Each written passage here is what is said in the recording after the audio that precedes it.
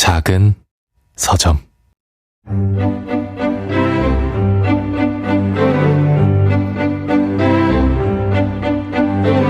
안녕하세요.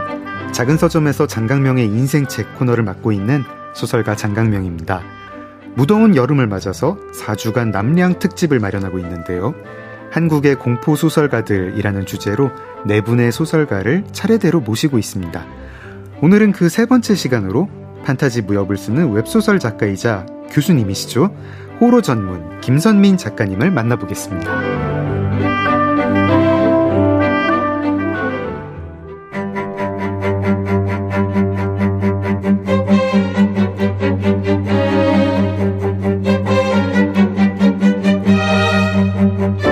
오늘 장강명의 인생책 주인공은 판타지 무협과 웹소설을 쓰는 스토리 디자이너 김선민 작가입니다. 필명 해경, 헥토파스칼로 활동하고 있는데요. 장편소설 파수꾼들로 데뷔, 제1회 카카오페이지 밀리언 소설 공모전에서 우수상을 받은 무협소설 악역무쌍을 비롯 철혈검신, 용살자의 클래스가 다른 회귀 등을 완결했으며 현재는 괴존강림을 연재 중입니다. 청강문화산업대학교에서 웹소설 창작 전공 교수로 재직 중인 김선민 작가는 호러 작가들의 모임인 괴이학회의 운영자이기도 한데요. 2017년 7명의 창립 멤버가 시작한 괴이학회는 현재 60명이 넘는 작가 커뮤니티로 성장했습니다. 괴이학회는 자체적으로 앤솔로지를 만들기도 하며 출판사와 협업, 책을 출간하고 전시회, 북토크 등 다양한 행사를 활발히 이어가고 있습니다.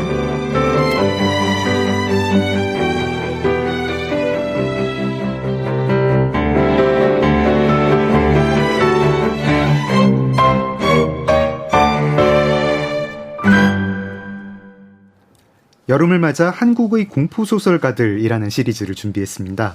지금 가장 활발히 활동하시는, 또 앞으로 작품이 너무나 궁금한 공포소설가 4분을 모셨고요. 인생책에 대해서도 듣고 공포소설과 공포에 대해서도 여쭙겠습니다. 오늘 3번째 순서로 김선민 작가님을 모셨습니다. 작가님 반갑습니다. 네, 반갑습니다. 네, 오랜만입니다. 네, 너무 오랜만입니다. 네, 잘 지내셨나요? 네. 요즘 근황 좀 먼저 여쭤볼게요. 저는 이제 그 학교 방학을 해가지고 이제 네. 방학 기간에는 이제 학교에 나가진 않지만 그래도 학교에서 당직도 있고 네. 여러 가지 워크숍도 있고 뭐 이제 다른 외부 활동도 있어가지고 이제 그런 것들과 함께 이제 지금 웹소설 연재를 또 하고 있기 때문에 그 연재분과 같이 또 여러 씨름을 좀 하고 있습니다. 아니 그 웹소설 전공 교수님께서 당직도 서셔야 됩니까? 네, 저희 뭐 그 방학 때 이제 왜냐하면 휴학생들도 좀 있고 네. 와서 상담도 좀 하기 때문에 저희가 또 요일을 정해가지고 우리 교수님들끼리 같이 이제 당직 날짜 정해가지고 네, 나가는 날이 좀 있습니다. 저는 이렇게 작가님 활동을 보면서 기획도 하시고 이제 강단에서 학생들 가르치시고 또 연재도 하시고 이런 거 보면서 도대체 몸이 몇 개실까 이런 생각을 하는데 그거는 2부에서 좀 자세히 네. 여쭤보겠습니다. 알겠습니다. 네. 저희 프로그램이 이제 초대 손님에게 인생책을 3권을 먼저 골라달라고 부탁을 드리고요. 그 중에 한 권을 정해서 이야기를 나누죠. 저희가 3권을 골라달라고 부탁을 드렸더니 올더스 헉슬리의 멋진 신세계, 그리고 이강백 선생님의 파수꾼, 마지막으로 웹소설 괴담에 떨어져도 출근을 해야 하는구나, 이렇게 3권을 골라주셨어요. 저희는 멋진 신세계로 이야기를 나누려 할 건데 다른 2책도 작가님 설명을 좀 듣고 싶네요.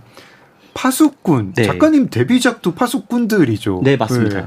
어떤 관련이 있는 겁니까? 약간 뭐 오마주 아닌 오마주를 한 건데 사실 네. 내용은 별로 관계는 없고요. 네. 제가 이제 처음에 글을 쓸 때 배운 게 사실 희곡으로 처음에 글을 배워가지고 네. 좀 파수꾼이라고 하는 희곡을 되게 열심히 읽었었어요. 그래가지고 네. 그 안에 들어있는 어떤 상징성들이라든지 그 안에서 뭔가 제가 좀 글을 쓰면서 약간 이런 식의 내용을 쓰고 싶다라고 하는 생각들을 많이 했었기 때문에 파수꾼이라고 하는 이 희곡 자체가 되게 저에게는 좀 크게 다가오더라고요.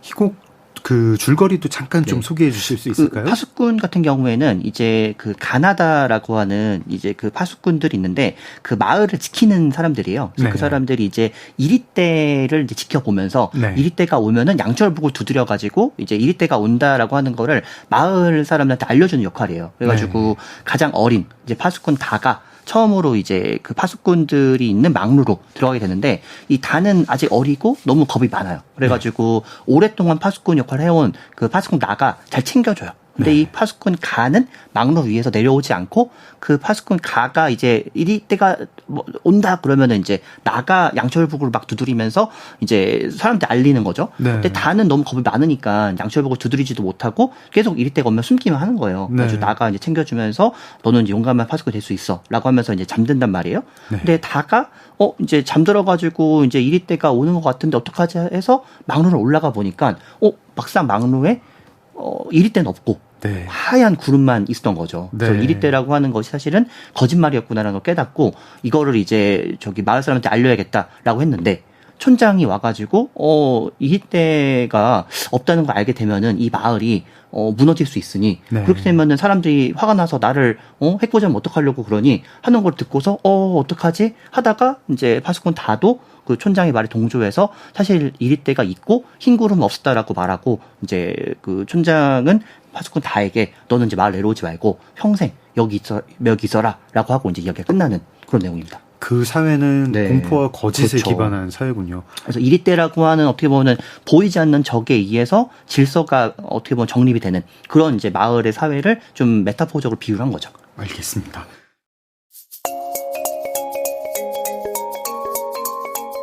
인생을 뒤흔든 한 권의 책.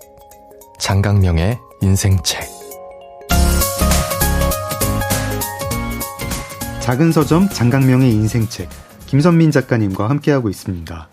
괴담에 떨어져도 출근을 해야 하는구나. 저희가 장강명의 인생책 코너가 뭐 그렇게 오래 하진 않았지만 웹소설 추천은 처음 받았습니다.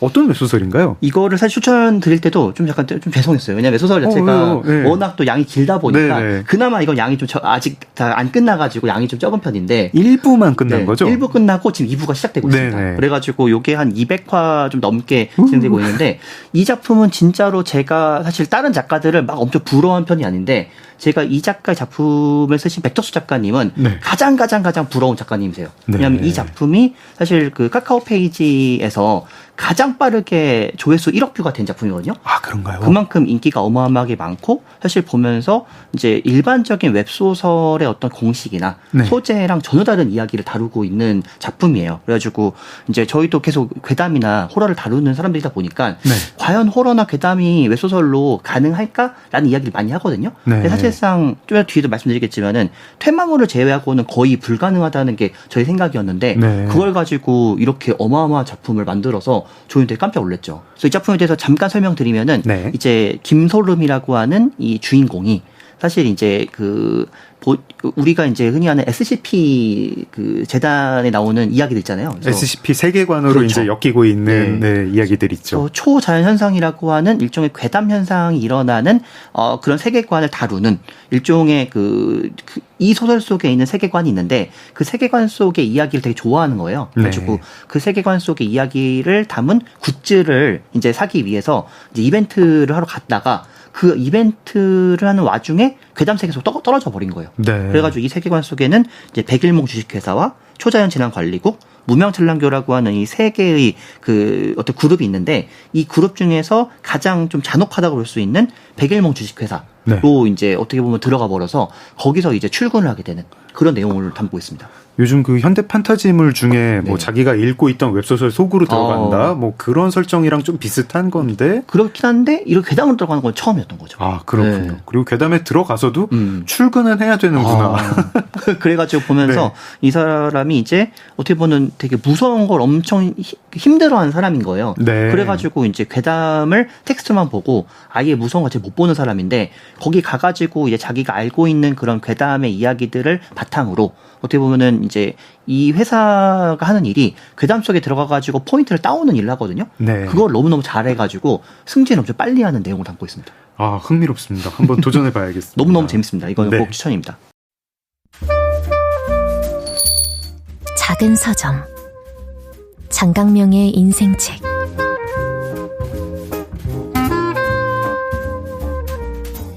작은 서점 장강명의 인생책. 김선민 작가님과 함께하고 있습니다. 멋진 신세계를 네. 이야기를 할 건데요. 뭐 고전 명작이고 사실 뭐 책 소개하는 프로그램에서 거의 다 뭐 다루기는 합니다. 저는 김선민 작가님의 소개는 어떤지 이게 참 궁금한데 일단 작가님은 올더스 헉슬리 멋진 신세계 언제 어떻게 네. 접하셨나요? 이거를 제가 처음 접했을 때가 중학생 때였던 것 같아요. 아, 되게 일찍 읽으셨네요. 그래서 저희 집에 이제 그럼 세계의 명작 전집이 꽂혀 있어가지고 네. 아마 소담 출판사인가 그럴 거예요. 되게 옛날 네. 거. 그래서 네. 그거를 이제 다 봤던 것 같아요. 보면서 사실 이걸 처음 봤을 때는 엄청 충격적이었어요. 이런 세계가. 그러니까 그때 아마 제 생각에는 SF라는 장르를 처음 봤던 것 같아요. 이게 중학생이 읽기에는 조금 약간 야한 장면도 좀 나오고 맞아요. 그래서 그렇기도 하고 되게 충격적인 장면도 되게 많이 나오고 네. SF라는 장르를 처음 접했기 때문에 네. 굉장히 좀 충격을 받아가지고 이런 소설이 있었구나라는 거를 처음 깨달으면서 좀 저한테 많이 각인했던 작품으로 기억을 해요. 아, 이게 작가님의 그 중학생 때 이제 충격을 줬지만 이후에도 이제 인생책으로 지금까지 2025년까지 인생책인 그런 이유는 뭡니까? 사실 이거를 딱 내가 어떤 책을 이번에 골라가지고 작가님께 알려드려야 될까라고 고민했었을 때 사실 이 멋진 인생에는 제 후보에 없었거든요. 없었는데 네. 타고 가다 보니 내 인생에서 내 작품 세계관에 대해서 이야기할 때 이 작품을 빼놓을 수 없겠구나 생각이 든 거예요. 왜냐면은 이제 저는 항상 고민했던 게 메타포에 대한 고민들을 좀 하거든요. 네. 근데 이 소설은 그런 사회적인 메시지에 대한 메타포, 계급에 대한 메타포, 구조에 대한 메타포가 너무 많이 들어있는 작품이다 보니까 네. 그게 사실 제가 말하고자 하는 작품관과 좀 연계가 많이 돼 있는 느낌이 들어가지고 저도 오랜만에 같이 꺼내서 봤습니다. 아, 근데 추천해주신 책 3권이 그러면 다 뭔가 완전히 그 리얼한 어떤 사실주의적인 그런 책은 아니지만 그렇죠. 뭔가 현실 사회의 어떤 거를 빗대고 있는 그걸 굉장히 어떤 은유로 보여주고 있는 그런 세계관이 중심이 되는 책을 3권을 골라주신 맞습니다. 거네요. 맞습니다. 저희 장강명의 인생책은 게스트가 인생책을 어떻게 읽고 어떤 영향을 받았는지 이야기하는 프로그램이라서 소설의 경우에는 결말과 반전도 다 이야기합니다. 멋진 신세계 뭐 나온 지 오래된 고전이고 사실 뭐 사회학을 하시는 분은 책을 안 읽으셨어도 뭐 이렇게 결말 같은 건 아실 수도 있어요. 근데 그래도 나는 이 결말을 직접 내 눈으로 확인하겠다. 이런 청취자분들은 오늘 방송 건너뛰고 내일 2부를 먼저 들어주시면 될 것 같습니다. 그러면 본격적으로 책 얘기하기 전에 멋진 신세계에 대한 소개를 성우의 목소리로 들어보겠습니다.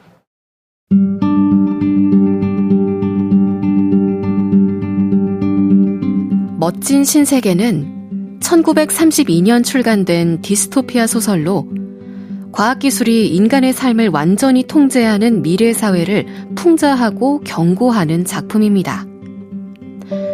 이 책에서 사람들은 태어날 때부터 5계급으로 나뉘어 맞춤형으로 대량 생산됩니다. 노화도 겪지 않고 정신적인 외로움도 느끼지 않습니다.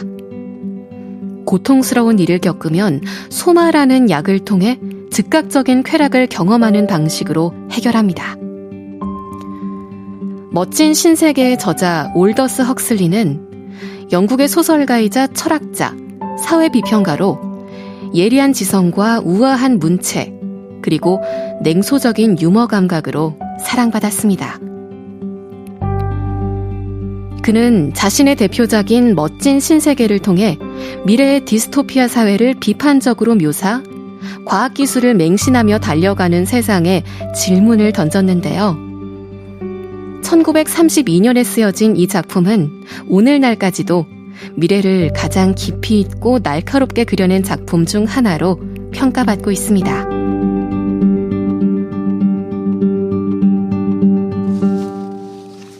작은 서점 장강명의 인생책, 김선민 작가님과 함께하고 있습니다. 네, 작가님 인생책으로 올더스 헉슬리의 멋진 신세계를 꼽아주셨습니다. 성우의 소개가 나왔지만 작가님께서 책 소개 한번 해주시겠어요? 알겠습니다. 줄거리도 좀 소개 부탁드립니다. 저도 오랜만에 이거를 다시 읽어가지고 오랜만에 봤더니 제 기억하고 좀 다른 얘기가 많아가지고 저도 좀 당황하면서 오늘 열심히 정리해왔습니다. 중학생 때 읽으신 거 멋진 신세계 맞나요? 맞습니다. 다른 책 아니시나요? 아닙니다. 맞습니다. 안 멋진 신세계 뭐.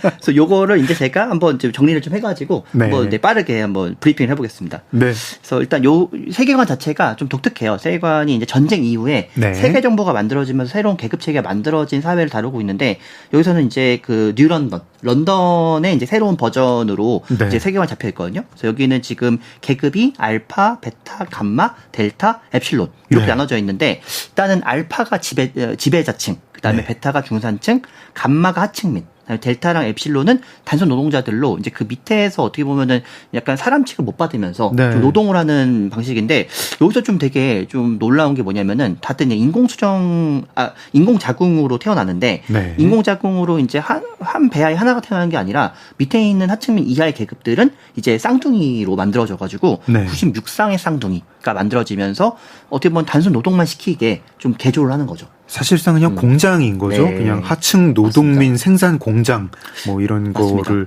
뭐 인공 자궁이긴 하지만. 그래서 그들은 그냥 일반적으로 태어난 게 아니라 일종의 행동과 정서를 교정당해가지고 이제 어떻게 노동을 하는 데 있어가지고 최적화시키는 그런 식으로 이제 어떻게 보면 만들어가는 거죠. 말씀하시는 것처럼. 그래서 이들에게 이제 주는 게 소마라고 하는 완전 무결한 쾌락 물질이 있어요. 그 소마를 통해 가지고 이제 이 사람들에게 어떻게 보면은 불만을 가질 수 없게 만드는 게 되게 중요한 역할을 가지고 있거든요. 그래서 이 각 계급들이 서로의 계급을 만족을 하고 불만이 없어요. 그 소마는 한마디로 부작용이 없는 마약. 그렇죠. 아무리 먹어도 뭐 몸이 뭐 이렇게 건강이 나중에 해친다거나 이런 거 없이 불만이 좀 있으면 소마 먹고 모든 필요한 거는 다 맞습니다. 주고. 그래서 제가 이 소마라고 하는 이 마약이 굉장히 좀 인상이 깊었는지 제가 쓰는 웹소설에 이 소마가 많이 등장합니다. 이거를 많이 저도 모르게 쓰고 있더라고요. 같은 그 역할을 하는 약품으로요. 그래서 이제 이 세계는 가족이 없고 출산이 없고 노화가 없으면서 오늘날의 어떤 도덕성 자체가 성립이 되지 않는 문화와 예술이 어떻게 보면은 제한되고 사라진 그런 세계관인 거죠. 하지만 이제 되게 어떻게 보면 기쁨과 쾌락과 어떤 자유연애가 권장되는 그런 식의 사회로 만들어져서 이제 좀 각자 계급들은 행복하고 행복하지 않다라는 개념 제가 좀 사라져버린 그런 세계인 것 같아요. 좀 이렇게 심하게 말하면 약간 가축처럼 살고 있습니다, 사람들이. 근데 다 만족하고 나는 좋다는데 뭐 독자는 읽으면서 굉장히 좀 당혹스럽죠. 이게 뭐 안 좋은 세계인 것 같은데 뭐 이렇게 비판을 어떻게 해야 될지 모르겠고. 근데 소설을 읽어보면은 이 소설 속에서 묘사하는 되게 다양한 계층들의 삶을 봤을 때 일단 알파나 베타 계급들의 삶 자체가 굉장히 어떻게 보면은 행복해 보여요. 그들은 이제 쾌락을 추구하고 항상 뭔가 깨끗한 도시에서 그 자기들을 위해 가지고 어떻게 보면 되게 어려운 업무를 수행해 주는 사람도 있는 거잖아요. 그럼 그들의 삶 자체는 굉장히 행복하게 맞는데 근데 막상 보면은 그 밑에 있는 계급들도 자기 삶을 만족하며 산다는 거죠. 그리고 그 역할을 소마라고 하는 쾌락 물질이 뒷받침해 주기 때문에 이 사회가 과연 진정으로 나쁜 사회인가라고 하는 질문을 지금 제가 좀 시간이 지나서 읽어보면서 스스로에게 던지게 되더라고요. 감마, 델타, 엡실론 계급들도 다 잘 살고 있어요. 지배당하고 있는데 잘 살아요. 만족스러워요. 이러고 살고 있고요. 나는 알파 되기 싫은데 약간 이런 느낌인 거죠. 배경은 그렇고 그러면 주인공과 이 사건은 뭡니까? 이게 지금 주인공이 사실 페이크 주인공이 있고 찐 주인공이 있어요. 그래서 일단은 처음에 나오는 사람이 이제 버나드 마르크스라고 하는 알파 플러스 계급인데 이 사람이 이제 페이크 주인공입니다. 이 사람이 처음에 주인공으로 나오는데 이 사람은 여기 있는 세계관 알파들은 일단 키가 크고 잘생겼어요. 그게 되게 중요한 포인트가 되는데 이 사람은 다른 알파랑 다르게 키가 작고 왜소하고 좀 약간 못생긴 것 같아요. 뭔가 태어날 때 뭔가 잘못 태어났습니다. 그래서 소문으로는 이 사람이 이제 배아에서 나오는 시점에 누군가의 실수로 알코올을 흘려서 이렇게 됐다라는 식으로 소문이 도는데 뭐 그게 맞는지 틀린지는 소설상에서는 확인은 안 되더라고요. 그래서 그런 식으로 어쨌든 알파지만 알파가 아닌 것 같은 그런 식의 외모를 가지고 있었기 때문에 알파의 특권은 제 누리지를 못해요.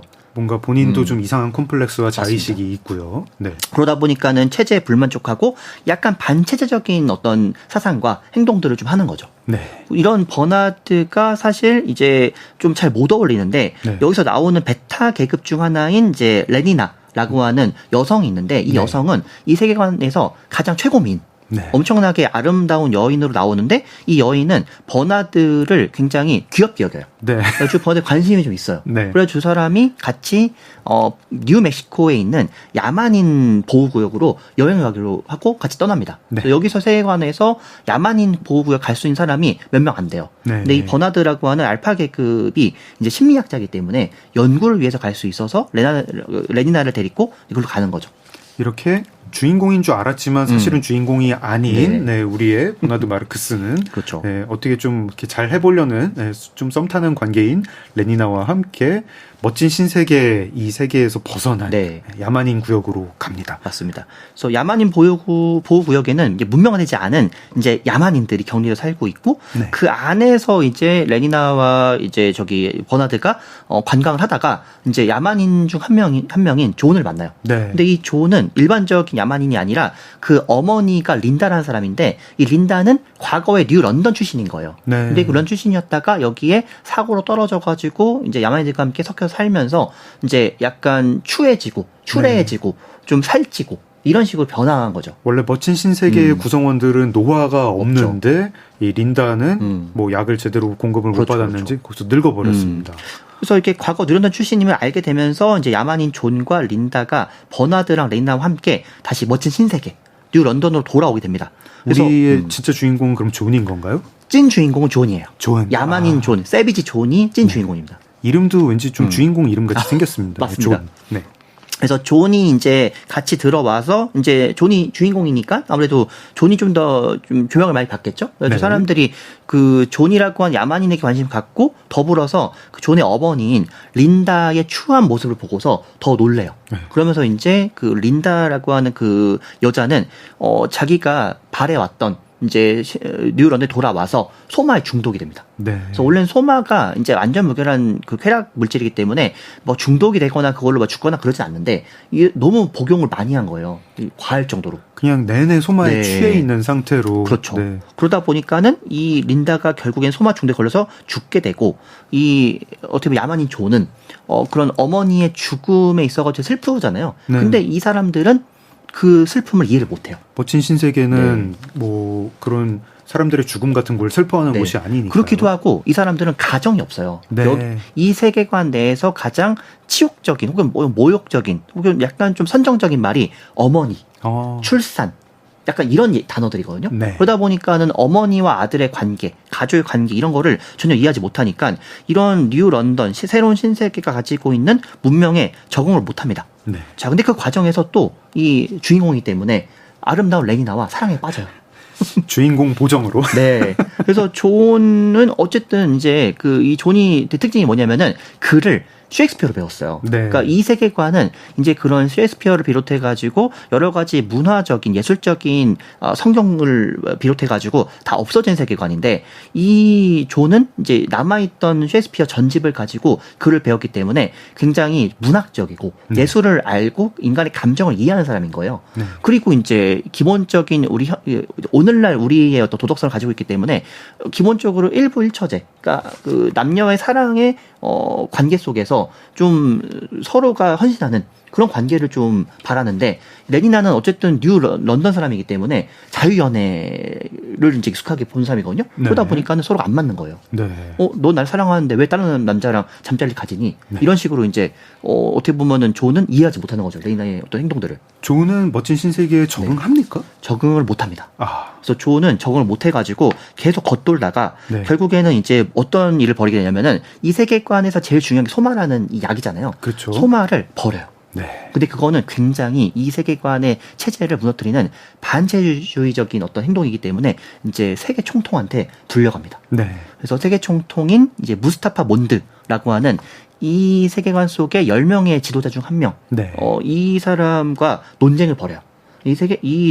무스타파 몬드 같은 경우에는 이 모든 것들이 결국에는 이 질서를 지키고자 하는 일종의 파수꾼에서 나오는 촌장과 같은 이야기를 하면서 너는 그러면은 뭘 원하는 거냐? 했더니 존은 이제 나는 불편해질 권리를 원하고 자유의지를 원하고 이런 모든 것들에 있어가지고 나는 좀 더 벗어나고 싶다. 하는 얘기들을 어필하지만 도덕성에 대해서 얘기를 하지만 이제 무스타파 몬드는 그런 것 때문에 사실 세계가 멸망했고 다시 우리가 이런 걸 만들어서 이건 필요하다라는 식으로 어필하는 거죠. 독자도 이 대화를 읽으면서 분명히 존의 말이 맞긴 맞는 것 같은데 저 총통의 말이 아주 설득력이 있는 걸 이렇게 네. 느끼게 되죠. 맞아요. 왜냐면은 이게 사실 되게 총통은 어떤 사람이냐면은 존과 함께 유일하게 셰익스피어를 아는 사람이에요. 네. 그래서 인간의 감정을 이해하고 문학과 성경을 이해하고 이 과거 문명의 잔재들을 다 계승한 사람인 거예요. 그래가지고 본인은 그런 감정과 인간적인 면모와 도덕성에 대한 부분을 다 알지만 그런 것들을 다 제안해가지고 오늘날의 어떻게 공장처럼 만들어진 이 새로운 세계의 체제를 유지하는 게 질서를 유지하는데 맞다라고 믿고 이제 그걸 행하는 사람인 거죠. 총통이 그럼 존한테 무슨 뭐 제안을 합니까? 네. 뭐. 총통이 제안을 하지만 총통이 제안하는 거에 대해서 존은 받으지 않아요. 그래서 이 세계에서 같이 이제 좀 어우러지기를 원하고 총통은 이제 존을 통해서 실험을 하고 싶어 하지만 네. 원하지 않고 황야로 뛰쳐나갑니다. 황야에서도 뭐 그렇게 행복하게 살지는 못하죠. 그렇죠. 왜냐면은 존이 이제 어머니의 죽음과 여러 가지 이제 트라우마들이 있잖아요. 그러면서 자기는 그 어느 세계에도 못 끼는 거예요. 야만인들의 세계로 갈 수도 없고 그렇다고 문명 세계로 다 들어가기도 어렵고 황야에서 홀로 이제 약간 등대에 있으면서 채찍을 가지고 자기 스스로를 약간 자해해요. 네. 약간 옛날에 이제 수도승들이 스스로 자해하듯이 그런 자해를 통해 가지고 약간 좀 뭐랄까 본인의 있던 번뇌를 좀 없애고 싶어 한달까? 네. 하지만 번뇌가 계속 생기는 거죠. 네. 그러다가 이제 그런 존을 이 뉴런던에 있는 그 사람들이 발견해요. 네. 그리고 그 존의 채찍질하는 모습을 여기 나오는 것 중 하나가 촉각 영화라고 네. 5D 영화 같은 걸 찍거든요. 네. 그거를 이제 찍어가지고 상영해버려서 그 뉴런던에 있는 모든 사람들이 이 존에 대해서 알게 된 거예요. 그리고 존에 대해서 이제 구경거리로 삼고 싶어 해가지고. 와, 신기하다. 자기 몸을 채찍질을 해. 네. 그래서 와가지고 막 다 둘러싸서 채찍쇼 보여, 채찍쇼 빨리 해봐. 그러니까 원숭이 취급을 하는 거죠. 네. 야만인이니까. 네. 그래가지고 야만인이 채찍쇼 하는 것을 보고 싶다면서 이제 어떻게 보면 존을 굉장히 좀 몰아붙여요. 네. 근데 존이 그 상황에서 이제 약간 환상과 현실 사이에서 이제 막 방황하다가 어떤 레리라로 좀 추정되는 네. 여성을 채찍으로 때리고 이제 약간 좀 상처를 입히면서 본인이 이제 그런 사실을 깨닫고 그 다음날 자살하고 네. 끝이 납니다. 굉장히 그로테스크하고 네. 이게 20세기 전반에 나왔다는 게 이제 나온 지 거의 100년이 맞아요. 돼간다는 게 참 신기합니다. 이 책을 읽으면은 사실 뭐 뚜렷한 해답을 제시하는 네. 책이라기보다 질문을 담은 맞아요. 책인데 맞아요. 질문을 담은 소설인데 뭐 그 질문을 이제 저희가 거창하게 얘기할 수도 있고 그냥 구체적으로 그냥 아주 간명하게 네네. 얘기할 수도 있죠. 구체적으로 간명하게 얘기하면 이런 거죠. 너는 이런 세상에서 알파 플러스 계급으로 살 수 있다고 하면 살겠니? 이건데 첫 질문 이거여가지고 고민을 네. 많이 했습니다. 작가님 어떠실 거예요? 저는 어떻게 하실 거예요? 솔직히 살고 싶다는 생각을. 왜냐면 여기 알파 플러스는 굉장히 너무 좋아요. 여기의 삶은 너무 좋기 때문에 사실 이거에 대해서 안 살겠다고 할 사람 별로 없거든요. 근데 약간 그런 생각이 들어요. 알파 플러스 살다가 네. 이 체제가 전복돼서 네. 약간 알파 플러스로서 누렸던 것들을 다 잃게 되면 네. 굉장히 허무할 것 같다. 네. 그런 생각이 좀 들긴 하더라고요. 근데 그 체제가 전복이 되지 않고 계속 네. 유지된다. 네. 그러면 그냥 알파 플러스면 고맙습니다. 이러고 사실 건가요? 나쁘지 않을 것 같아요. 이 정도 되면은 진짜로 금수저를 넘어서 거의 뭐 다이아 수준이기 때문에 뭐 이 정도면은 살만한데? 그 생각이 들죠. 아니 올더스 헉슬리의 그 문제 의식은 그런 거 아니지 않나요?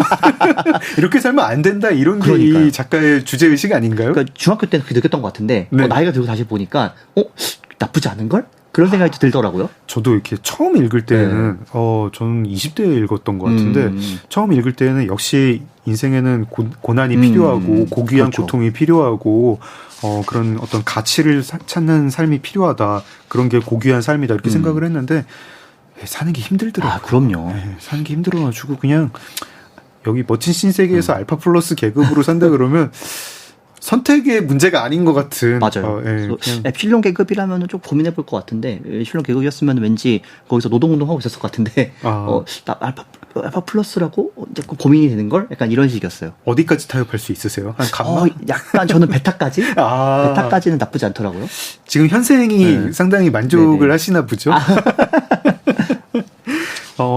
이 읽으면 정말 이상한 정말 이상한 기분이 듭니다. 무섭죠, 일단. 무서워요. 일단 무서운데 왜 무서운지 잘 설명을 할 수가 없어요. 저희가 이 남량 특집에서 다루는 멋진 신세계니까 또 괴이아케를 이끄는 맞습니다. 김선민 작가님을 모셨으니까 한번 그 무서움을, 그 공포를 좀 분석을 해보고 네네. 싶습니다. 일단 작가님은 멋진 신세계는 호러 소설이다라는 주장을 누가 한다면 네. 동의를 하시나요? 저는 동의할 것 같아요. 아, 그렇습니까? 네, 왜냐하면은 저는 사실 말씀하신 대로 남녀 특집이잖아요. 네. 그래가지고 사실 되게 고민 많이 했어요. 근데 왜냐하면은 어차피 제가 호러 소설 골라봐야 전건호 작가님이나 뭐 전무 작가님보다 네. 더 좋은 작품을 못 고를 것 같아가지고 어떻게 하면 좋을까를 고민했는데 제가 무서워하는 이야기를 약간 골라보자 생각했었거든요. 네. 근데 제가 무서워하는 이야기는 사실 그게 있어요. 뭐냐면은 굉장히 빡빡하게 짜여진 네. 되게 계급주의가 엄청나게 짜여진 그 사회 속에서 좀 소멸해가는 개인의 모습을 그리는 게 제가 제일 무서워하는 것 중 하나거든요. 아, 아까 파수꾼도 네. 그런 작품인 거네요. 맞습니다. 네. 근데 그런 어떤 시스템이라고 하는 그 사회의 어떤 되게 무거운 질량감을 네. 가지고 있는 것이 개인을 눌렀을 때 평범한 개인은 절대 그거를 벗어날 수 없다고 보는 거거든요. 네. 파수꾼에서의 다도 분명히 일이 없다는 것도 알고 네. 하얀 구름의 것도 알고 잘못된 것도 아는데 결국에는 촌장의 말에 수긍할 수밖에 없었던 거예요. 네. 시스템에 눌렸기 때문에. 잘못하면은 내가 그렇게 했다가 이 사회가 전복돼가지고 마을이 다 무너지면 어떡하지? 라고 하는 일종의 공포감. 이게 사실은 되게 무서운 거거든요. 여기도 되게 마찬가지라고 보는 거예요. 네. 멋진 신세계가 그럼 공포소설이라면 네. 장르는 그 공포소설 안에도 여러 장르가 있잖아요. 네. 그러니까 뭐 하우스 호러도 있고 뭐 코즈믹 호러도 있고 네, 뭐 네. 오컬트물도 있고 하는데 그러면은 세부 장르는 뭘로 얘기를 하면 좋을까요? 이걸 되게 고민을 많이 했었는데 이게 사실 세부 장르를 따지면은 좀 딱 적절하게 있는 건 없긴 네네. 하더라고요. 근데 굳이 제가 느끼는 공포의 수위를 보면은 저는 코즈믹 호러에 가깝다고 봐요. 아, 코즈믹 호러. 왜냐하면 코즈믹 호러라는 자체가 되게 우주적 공포를 다루는 장르잖아요. 그래서 네. 형언할 수 없는 엄청나게 거대한 네. 우주적인 공포가 나를 짓누르고 내가 이 우주의 어떤 먼지가 같은 존재다라는 네. 것을 깨달으면서 미쳐버리는 게 코즈믹 호러라면은 네. 이 도저히 우리가 어찌할 수 없는 이 단단한 콘크리트 벽 같은 시스템 안에서 이제 어떻게 보면 봉쇄되어 있는 개인의 자유와 개인의 어떤 그 본성이랄까요? 이런 것들이 발휘 못하니까 미쳐가는 거거든요. 네. 그런 거랑 사실 매칭된다고 보는 거죠. 아, 그렇군요. 진짜. 뭐 청취자분들 중에서 이제 코즈믹 호러라는 장르가 조금 낯선 분도 계실지도 모르겠어요. 맞습니다. 근데 이제 김선민 작가님이 설명을 해주신 대로 뭐 러브크래프트라는 작가가 굉장히 유명한데 뭐 정명섭 작가님도 지난주에 말씀을 해주셨죠. 굉장히 거대한 압도적인 우주적인 존재에 맞습니다. 대해 얘기를 하면 저희들이 일반 독자든 뭐 관객이든 무서워질 때가 있습니다. 뭐 은하계 너무너무 크다 이런 그렇죠. 얘기를 하다 보면은 저희 존재가 너무 하잘것없는 것 같아가지고 무서워지는데 흔히 코즈믹 호러라고 나오는 그 장르의 소설들을 보면은 뭐 태고적 괴물들을 얘기하는 그렇죠. 경우가 많죠. 아주 나이가 많고 네. 아주 거대한 괴물. 근데 멋진 신세계에는 그런 뭐 초자연적인 괴물 얘기는 나오진 않아요. 그렇죠. 근데 그 괴물에 해당하는 게 거대한 아주 촘촘한 사회, 네. 리바이어던. 그러니까 이 사회 자체가 그런 괴물인 것 같아요. 네. 이 사회 자체가 어떻게 보면 겉으로 볼 때는 별 문제가 없어 보이지만 네. 사실 그 밑에서부터 쭉 봤을 때 거짓된 쾌락으로 만들어진 무서운 괴물인 거죠. 멋진 신세계 읽다가 이렇게 섬뜩섬뜩해지는 네네. 장면들이 있는데 네. 뭐 작가님은 어느 장면이 제일 섬뜩한지 또 뭐 그 장면이 네네. 섬뜩한 이유는 뭐라고 보시는지 좀 제일 듣고 섬뜩한 싶습니다. 장면이 첫 장면을 보면은 네. 이제 그 저기 이 소장이 나와가지고 이제 그 인공 배아실에서 그 배아들이 어떤 식으로 태아가 돼가지고 아기가 돼서 성장하는지를 보여주는 장면이 있어요. 그걸 네. 학생들한테 약간 체험학습식으로 보여주거든요. 네. 근데 그때 나온 장면 중 하나가 뭐냐면은 그 낮은 계급의 그 아기들한테 네. 아기들을 막 풀어놓은 다음에 어떻게 하냐면은 책이랑 꽃을 놔요. 책이랑 꽃을 놓으면은 그걸 가져가서 애들이 좋아할 거잖아요. 네. 좋아할 때 전기 충격을 줘요.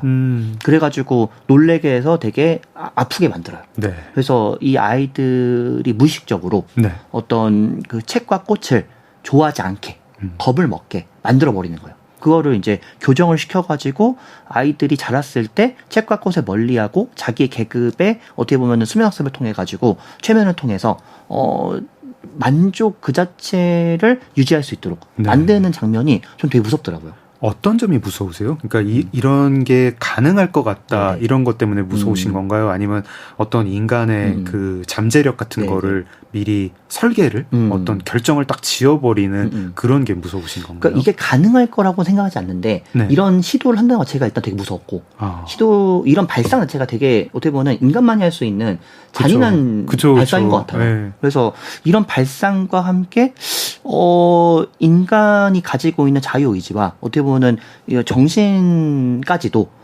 제어할 수 있다고 하는 것 자체가 좀 무서운 것 같아요. 그리고 실제로 그렇게 되고 있는 것 같아가지고 더 무섭고. 하지만 나는 알파 플러스 계급으로 살 수 있다면 살겠다. 이렇게 말하니까 또 좀 그렇네요, 좀. 하지만, 네, 뭐, 굳이 따지자면은, 네. 유혹은 될 것 같다. 네. 네. 여기서 잠깐 노래 한 곡 듣고 갈까요? 좋습니다. 네.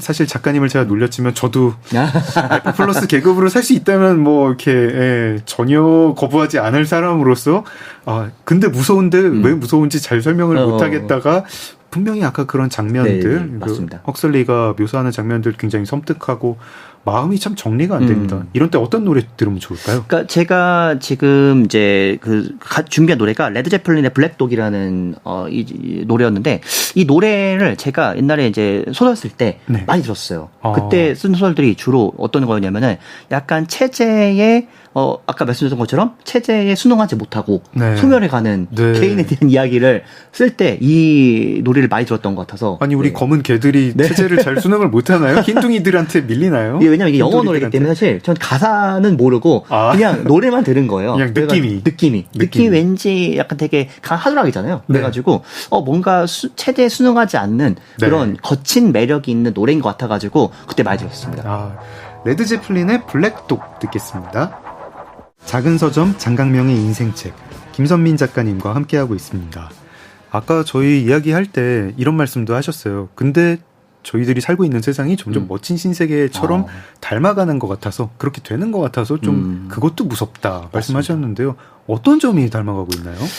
이게 제가 소마라고 하는 네. 이 약이 사실 되게 중요하거든요. 그쵸. 이 세계는 사실 소마가 없으면은 이게 유지가 안 되는 세계예요. 그렇죠. 그래서 이 소마라고 하는 어떻게 보면 완전 무결한 마약이라는 게 존재하나라고 고민을 많이 했었거든요. 네. 근데 요즘에 와서 보면은 요게 비슷한 게 생기는 것 같은 거예요. 뭔가요? 약간 쇼츠가 그거 마약이죠. 릴스와 쇼츠가 어떻게 보면은 소마랑 좀 비슷한 역할을 하는 것 같다는 느낌이 요즘 좀 드는 거예요. 디지털 마약. 네, 디지털 마약. 왜냐면은 쇼츠를 아무리 봐도 우리가 신체적으로 뭔가 문제 생기지 않거든요. 그렇죠. 하지만 우리가 병 들어가고 있다는 거를 스스로 느낀단 말이에요. 그리고 이걸 봤을 때 이 세계관 속의 소마처럼 막 달나라까지 가고 뭐 그러진 않지만 그럼에도 불구하고 우리 어떤 지쳐 있는 하루 삶의 어떤 마무리를 쇼츠로 하거나 나의 어떤 뭔가 편안한 알파파를 만들어주는 그런 역할을 하거나 저도 모르게 그런 쇼츠를 보면서 계속적으로 마음의 평화를 찾아가는 그런 모습이 소마를 먹은 것과 그닥 다르지 않은 것 같다는 생각이 들더라고요. 말씀 듣고 보니까 저도 좀 기분이 좀 이상해지는 게 저는 사실 쇼츠 엄청 비판하고 다니거든요. 네, 지금 뭐 이제 활자를 멀리하고 그렇죠. 뭐 책을 안 읽고 쇼츠만 읽는 세태 참 너무 아쉽습니다. 이러고 저도 그날 집에 가가지고 잠들기 전에 쇼츠 봐요. 그리고 그걸 왜 보는지도 모르겠어요. 몰라요. 알 수 없어요. 네, 보다가 내가 이걸 왜 보고 있지 하고 깨닫는 때까지 시간이 꽤 걸려요. 그 하면 1시간이 지나가 있어요. 1시간이 지나가 있어요. 1시간, 2시간 지나 있으면은 내가 왜 봤지? 남는 거 하나도 없고.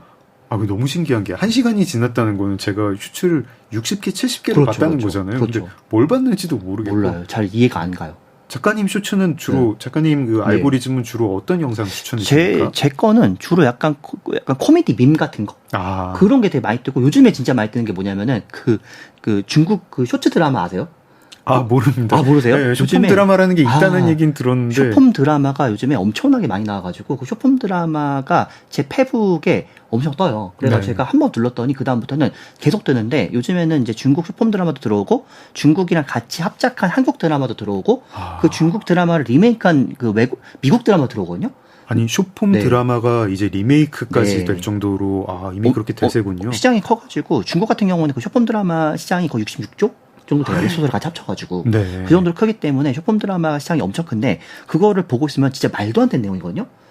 아예 말이 안 돼요. 말이 안 되는데 그냥 보고 있으면 빠져들어요.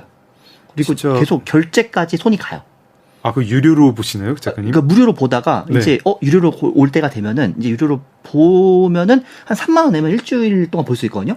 근데 일주일 이러다 보면 내가 없어질 것 같아가지고 겨우 초인적 인내심으로 참고 있죠. 이게 소마가 네. 뉴런던을 지탱하는 그렇죠. 어떤 그 시스템의 굉장히 중요한 요소잖아요.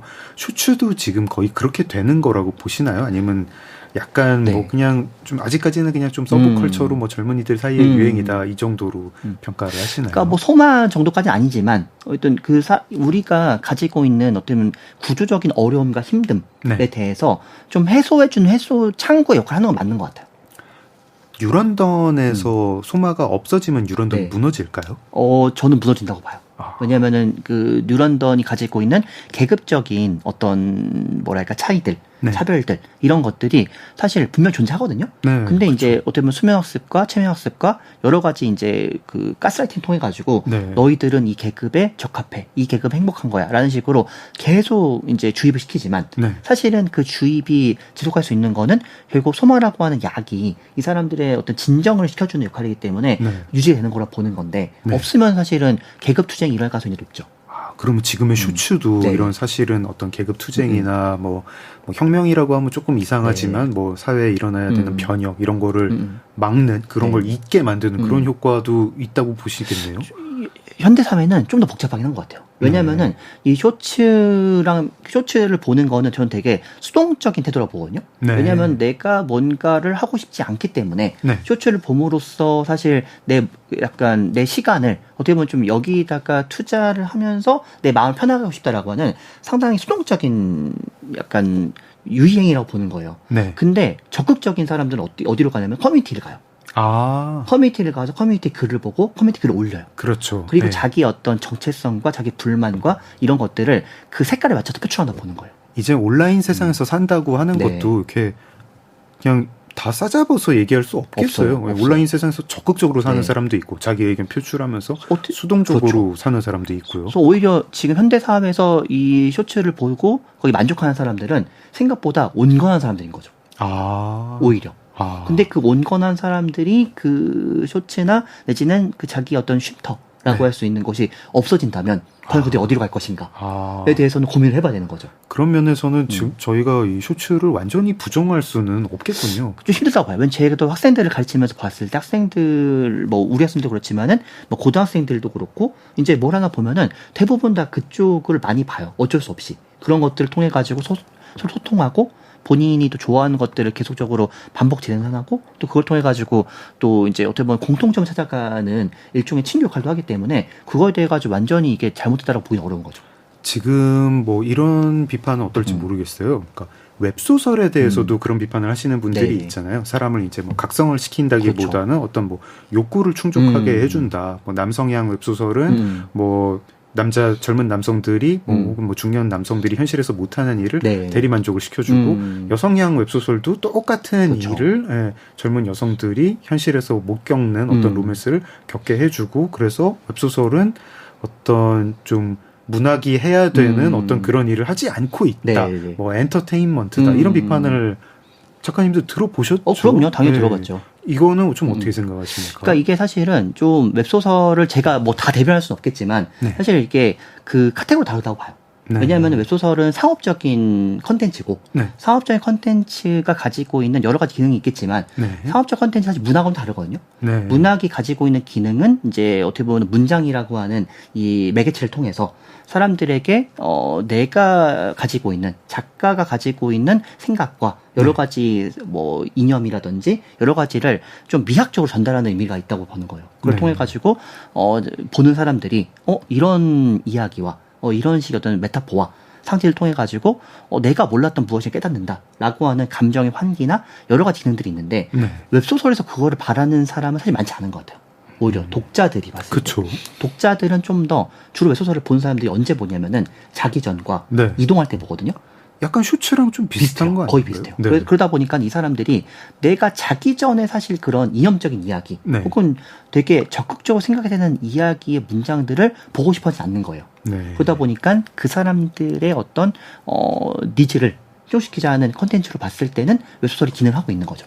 근데 그런 웹소설에게 만약에 문학이 가지고 있는 그런 좀 어려운 기능들 혹은 네. 반드시 필요한 기능들을 반드시 해야 된다라고 하면은 사실은 좀 웹소설이 가지고 있는 재미 요소가 네. 떨어질 가능성이 높기 때문에 안 팔릴 가능성이 높아요. 작가님 만약에 소마가 진짜로 네. 개발이 돼서 네, 네. 예, 지금의 뭐 펜타닐이니 뭐 이런 막 그렇죠. 예, 위험한 마약들 말고 건강에 별로 장기적으로 해가 없는데 어떤 사람들의 불만을 네네. 되게 해소를 시켜줄 수 있는 이런 약이 화학적으로 개발이 된다. 소마가 개발이 됐다. 그러면은 작가님은 이 소마를 보급하는데 네네. 찬성을 하실 건가요? 좀 반대할 것 같아요. 이유가 뭔가요? 왜냐면은 좀 더 무서울 것 같아요. 왜냐면은 위고비 처음 나왔을 때도 네네. 사실 되게 화제가 됐던 게 부작용이 없는 약이라고 다이어트 약을 하면서 나왔거든요. 네. 실제로 부작용이 많지 않고 이제 네네. 안 맞는 사람들은 되게 안 맞는데 네. 어쨌든 그거를 먹음으로써 되게 어떻게 보면 다이어트에 효과적이다라는 식으로 이제 홍보가 됐는데 저는 좀 무서웠던 게 그럼 위고비를 먹지 않고 위고비를 끊는 순간 사실 더 이제 문제가 될 그렇죠. 수 있거든요. 네. 그래서 위고비는 지금 치료약으로 사용하잖아요. 그래서 네. 되게 체중을 줄여야지 건강 자체가 좋아지고 그걸 통해 가지고 더 건강한 삶을 영위할 수 있도록 만들어주는 역할로서 하기 때문에 사실 그게 의미가 있는 건데 단순히 이거는 뭔가 부작용이 없는 그런 아주 완벽한 마약이에요 라고 하는 그 말 자체가 더 위험한 마약처럼 느껴져요. 부작용이 없더라도 거기에 의존해서 네. 살게 되는 삶은 네. 거기에 의존하게 되는 삶은 뭔가 좀 위험하다. 의존성이라는 것 자체가 제일 위험한 것 같아요. 사실은. 그래서 뭔가를 내가 의존을 해가지고 그게 없으면은 안 될 것 같다라는 생각이 드는 순간 네. 사람이 가지고 있는 존엄성과 네. 여러 가지가 되게 많이 좀 깎여나갈 것 같다는 느낌이 좀 들더라고요. 저희가 시작하면서 멋진 신세계는 질문을 가득 담은 네. 책이다. 어떤 질문이다라고 말씀을 드렸는데요. 작가님 생각하시기에 올더스 헉슬리가 멋진 신세계를 통해서 전하는 가장 중요한 질문은 뭘까요? 그리고 거기에 대한 작가님 답변도 듣고 싶습니다. 네. 그러니까 이제 계속 작가님하고도 했던 얘기지만은 과연 이런 세계가 진짜 괜찮은 것인가? 네. 왜냐하면은 이게 다 행복한 세계거든요. 네. 여기는 불행한 사람이 없어요. 그쵸. 그래서 다 행복한 세계인데 뭐가 문제야라고 물어보는데 사실 그게 지금 오늘날 우리 사회와 별반 다르지 않은 것 같다는 생각이 들어요. 사실 그리고 저희가 추구하는 거잖아요. 네, 모든 맞아요. 사람이 행복한 맞아요. 사회. 네, 이거를 그냥 들려주면 그 구호만 들려주면 그걸 왜 반대해? 라고 했는데 이제 그런 사회는 이런 사회다라고 하니까 거기서부터 고개를 네. 갸웃하게 되는 거지. 그러니까요. 그래가지고 모두가 행복한 사회라고 하는 것조차도 사실은 여기서 만들어낸 거거든요. 네. 그러니까 불행하다라고 하는 인식을 제어하고 애초에 어떤 다른 생각을 하지 못하도록 처음에 태어났을 때부터 설계를 한 거잖아요. 네. 그러다 보니까는 우리는 행복해라고 하는 개념 자체도 만들어진 개념으로서 체제를 유지하면서 나아가는 건데 이게 사실은 방향성이라는 것 자체가 네. 그 누군가 한 명이 정해놓은 행복의 방향성에 맞춰가지고 설계된 것이기 때문에 행복해라고 말하는 것 자체가 일종의 독재자가 네. 이건 행복이야라고 말했을 때 거기에 맞춰져 만들 사회인 거죠. 근데 그게 사실은 제가 봤을 때는 그다지 맞는 것 같지는 않았어요. 누가 모든 사람이 행복한 사회를 만들자라고 할 때 네. 당신이 정의하는 행복이 뭡니까? 라고 그렇죠. 그거부터 되물어야 되는 그렇죠. 거군요. 행복은 되게 주관적이잖아요. 그렇죠. 그래서 되게 획일적으로 행복하다라고 말하기는 어렵다고 보는 거예요. 네. 하지만 여기서는 되게 되뇌듯이 네. 학습된 듯이 난 행복합니다. 네. 난 행복합니다. 라고 말하는 것 자체가 이 사람은 행복이 뭔지 알고서 이렇게 하는 건가? 라고는 이제 좀 생각이 들죠. 저희가 멋진 신세계로 벌써 또 이제 시간을 일부를 거의 다 이야기를 했는데요. 마무리하는 노래 한 곡 좀 네. 추천 좀 해주십시오. 제가 이제 좀 옛날 노래들을 좀 좋아하는 편인데, 네. 밥 딜런 노래를 이때 블랙독 들을 때도 그랬지만은 많이 들었어요. 그래서 네. 밥 딜런의 노래들이 다 좋은 게 많은데, Knocking on Heaven's Door라고 하는 어떻게 보면 영화로도 이제 어떻게 그쵸. 보면 나왔던 그 노래라서 이 노래가 저는 좀 어울리지 않을까라는 네. 생각으로 한번 좀 골라봤습니다. 이렇게 멋진 신세계를 노크하는 네. 그런 기분으로 들어보겠습니다. 네, 작은 서점 장강명의 인생책 호러 작가 김선민 작가님과 함께했습니다. 추천곡 들으면서 저희는 내일 2부에서 뵙겠습니다. 작가님 감사합니다. 감사합니다. 오늘 함께해주신 청취자 여러분 고맙습니다. 작은 서점 장강명의 인생책 오늘 문 닫겠습니다. 소설가 장강명이었습니다. Mama, take this badge off of me.